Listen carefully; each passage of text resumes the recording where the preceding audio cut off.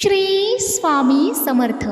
तुमच्या आयुष्यामध्ये असणारा तुमचा मार्गदर्शक, तुमच्या चुका लक्षात आणून देणारा असावा, नाही की तुमच्या चुकांना पाठिंबा देणारा नसावा. जीवनातले कठीण दिवस कायम राहत नाहीत, पण त्यातून तयार झालेली सहनशीलता आपल्या पाठीशी आयुष्यभर उभी राहते. माणसामध्ये हाच फरक असतो. कुणाला हिऱ्याचीही कदर नसते, तर कुणी काचही जपून ठेवत असतो. हातात कोणतंही साधन नसलं तरी मनात ताकद असली पाहिजे.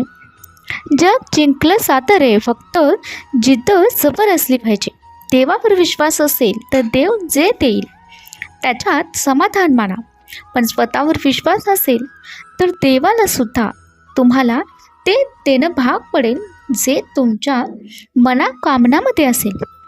वेळ आणि खेळ हे दोन्हीही आपल्या हातात नसते, त्यामुळे नियतीपुढे जी काही वाटचाल असेल ते आपल्याला पुढे चालायची आहे. आणि पुढचं सर्व काही पाहायला स्वामी समर्थ आहेतच. आयुष्यामध्ये काही गोष्टी ज्या लपवलेल्या असतात ते सत्य उद्या कळणार नाही असं मुळात नसतं. अंधारात केलेले सर्व कर्म तुम्हाला एक दिवस उजेडात येतच असतं. विचारांची, तत्वांची आणि आदर्शांची ही गुणवत्ता तुमच्या विचारामध्ये आणि तुमच्या स्वभावामध्ये असेल तर माणूस विपरीत परिस्थितींमध्ये देखील आपलं अस्तित्व नेहमीच टिकून राहू शकतो. तुमच्या भविष्याचं गणित तुम्हाला विजयाने सोडवायचं आहे आणि तर स्वतःच्या स्वप्नासाठी एक रात्र जागून बघायचं आहे. बघा, स्वामी तुमच्या निश्चितच पाठीशी आहेत. मिठासारखा स्वभाव ठेवा. ना कुणी जास्त वापर करू शकेल, ना कुणी मिठाशिवाय राहूही शकेल. तुमच्या मनाचं भांडवल मोठं असलं की सुखाचा तोटा कधीच होत नसतो, हे लक्षात घ्या. जितकं मन मोठं असेल तितकं आयुष्यातला आनंदही मोठा असणार आहे. कारण कमकुवत मन हे कधीही तुम्हाला आयुष्यातला खरा आनंद मिळवून देऊ शकत नाही. स्वतःसाठी नेहमी चांगला विचार करा आणि मग निश्चितच आपोआप सगळं चांगलं होऊ लागेल आणि चांगल्या गोष्टीही घडू लागतील. आयुष्याचं हेच गणित आहे जे प्रत्येकाला कळेलच असं नाही.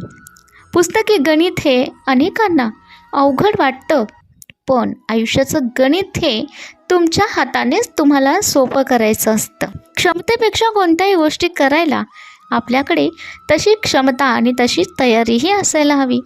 आणि थोडी तयारी केली की कुठल्याही गोष्टी आपल्याला अशक्य वाटतच नाहीत आणि समर्थ अशक्य गोष्टी शक्य करायला आहेतच. फक्त तुम्हाला तुमची जिद्द तपास करायची आहे आणि पुढे वाटचाल करायची आहे. या गोष्टींची निरंतरता तुमच्या मनामध्ये असेल तर निश्चितच स्वामींच्या अगदीच तुम्ही हृदयस्थानाजवळ आहे. स्वामी तुमचे मार्गदर्शक आहेत, गुरु आहेत आणि त्यांनी तुम्हाला जीवनातल्या कठीण काळामध्ये नेहमीच साथ दिलेली आहे आणि त्यातूनच तुमची सहनशीलता तयार झालेली आहे. कारण फक्त वेळेतून, शून्यातून वर येणारा माणूस हा स्वप्न जगत असतो, पण दुसऱ्यांच्या हितावर आपलं लक्ष ठेवून जो पुढे येत असतो तो आयुष्यात कधी ना कधी पाठीमागे नक्कीच राहत असतो. आपल्या हातात काही नसलं तरी आपण इतरांना खूप काही देऊ शकतो.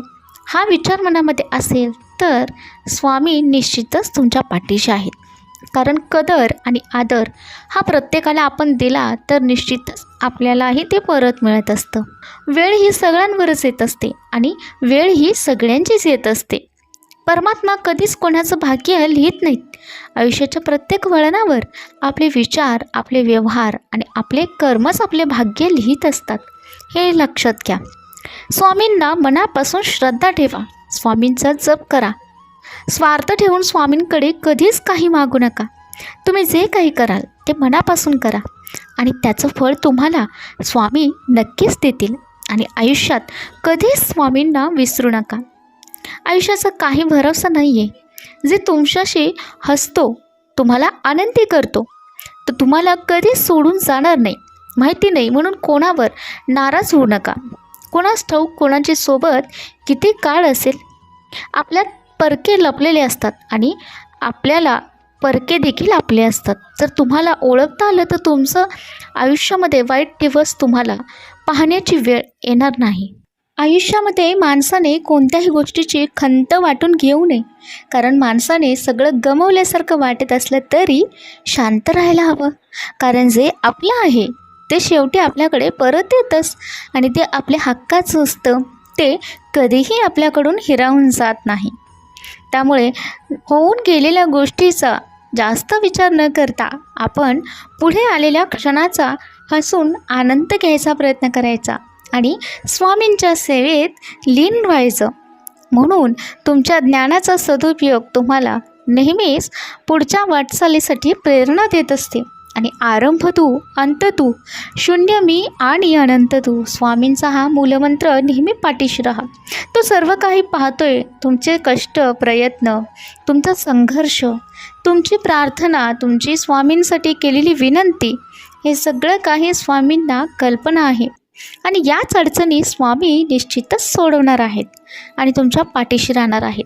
स्वामींपर्यंत पोहोचण्याचा एकच मार्ग आहे, तो म्हणजे विश्वास, जो प्रत्येक अडचणीमध्ये, प्रत्येक क्षणामध्ये तुम्हाला अढळ ठेवायचा आहे. हाच एक मूलमंत्र आहे आणि हाच एक महत्त्वाचा धागा आहे, जो तुम्हाला स्वामींपर्यंत पोचून ठेवणार आहे आणि अखंडपणे तुम्हाला स्वामींसोबत बांधून ठेवणार आहे. गुरु कधीही आपल्याला करावे लागत नसतात. ते आपल्याला जन्मोजन्मी आपल्या भाग्याने आपल्याला सोबतच असतात. फक्त आपल्याला त्यांचे शिष्य होण्यासाठी, त्यांच्या मनामध्ये जागा निर्माण करण्यासाठी प्रयत्न करावे लागतात. बस इतकंच आहे. नियती रोज तुम्हाला खूप काही देत असते आणि नवीन काही दाखवतही असते, अगदी कोऱ्या करकरीत कागदाप्रमाणेच. अरे, नियती तुमच्याकडून काहीतरी हिसकावून घेते, तर ते तुम्हाला आणखीन काहीतरी मौल्यवान, तुमच्या हिताच्या गोष्टी देण्यासाठी तुमच्या हाताची रिकामी ओंजळ करत असते. तुम्हाला माहिती आहे की स्वामींना निश्चितच तुमच्याकडून काय हवं आहे आणि तुम्ही तुमच्या कर्मामध्ये या गोष्टीचा समावेश केला तर तुम्हाला स्वामींच्या अंतर्मनामध्ये स्थान मिळणार आहे. माणूस म्हणून तुम्ही जरा परिपक्व, ज्यावेळी तुम्ही माणूस म्हणून परिपक्व झाला असाल आणि त्यावेळी स्वामी म्हणतील की तेव्हा तू अत्यंत विचाराने तुझ्या मुखातून शब्द काढशील आणि समोरच्याचं मन दुखणार नाही ना, याचीही काळजी घेशीलच. परंतु तुझे शब्द फुकट जात नाहीत ना, याची पण जास्त काळजी घेशील. ज्याला तुझ्या शब्दांची किंमत नाही अशांच्या समोर उगाचच वायफळ बोलणं सोड आणि आता शांत राहा.